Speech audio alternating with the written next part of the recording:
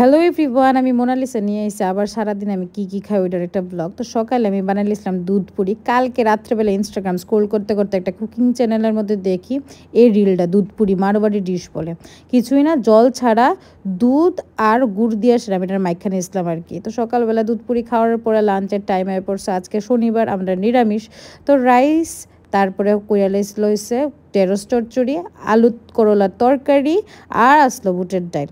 তো মা শনিবার হইলে কি হয়েছে অনেক টেস্টি টেস্টি রান্না করে একদম।